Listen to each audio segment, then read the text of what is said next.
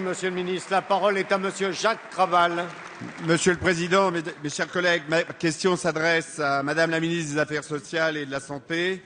L'OMS considère la maladie d'Alzheimer et les maladies apparentées représentent le problème de santé le plus grave du XXIe siècle. Cette maladie incurable touche en France 855 000 personnes, 600 nouveaux cas chaque jour. En 2040, plus de 2 millions de Français devraient être concernés. Nous avons organisé dans le sud de l'Aisne une manifestation avec 400 participants, familles, professionnels de la santé médicaux et paramédicaux, aidants et élus.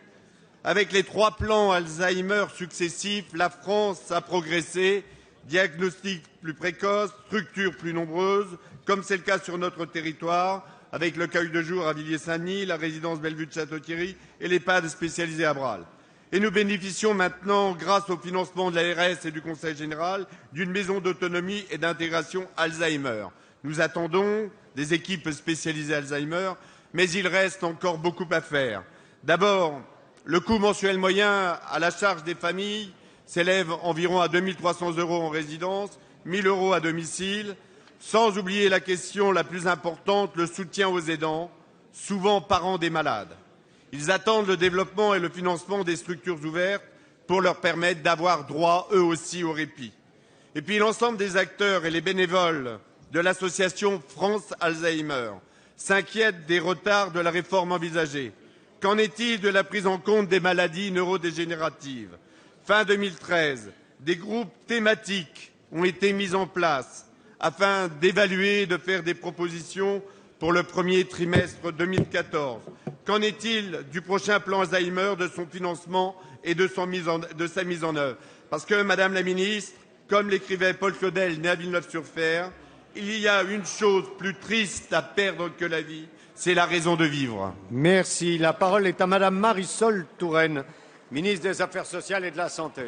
Merci, Monsieur le Président, Mesdames et Messieurs les députés. Monsieur le député Jacques Krabal, vous venez de rappeler l'enjeu de santé publique majeur que constitue la maladie d'Alzheimer et nous savons que c'est l'un des grands défis que nous avons à relever. Conformément aux engagements et aux annonces du Président de la République, l'évaluation du 2e plan Alzheimer, qui s'est déroulé entre 2008 et 2012, est arrivée à échéance et c'est à partir de cette évaluation que nous allons pouvoir poursuivre le travail. Évidemment, je veux dire que les mesures qui ont été prises dans le cadre du précédent plan Alzheimer seront poursuivies dans les années qui viennent. Mais d'autres mesures vont s'ajouter et qui vont être déterminées dans les prochaines semaines autour de 4 axes. D'abord, l'amélioration du diagnostic et d'une prise en charge précoce. Ensuite, une réponse aux besoins des personnes à chaque étape de la maladie et sur tous les territoires. Ensuite, il s'agira d'adapter la société pour qu'elle puisse mieux accompagner nos concitoyens dans une démarche évidemment soucieuse de qualité et d'éthique. Et puis, le dernier axe de travail est celui du développement de la recherche. Des groupes de travail, vous l'avez dit, Monsieur le député, se sont mis en place et leur 2e réunion se tiendra le 13 février prochain, ce qui veut dire que nous avançons et au-delà, la question des aidants, que vous avez également souligné, sera abordée dans le cadre de la loi que je présenterai avec Michel Delaunay sur l'adaptation de la société au vieillissement. C'est l'un des axes importants de cette loi, car nous savons que les aidants ont besoin de souffler. Vous le voyez, Monsieur le député, à Château-Thierry, comme partout sur le territoire, le gouvernement est pleinement engagé en direction des personnes souffrant de la maladie d'Alzheimer. Merci.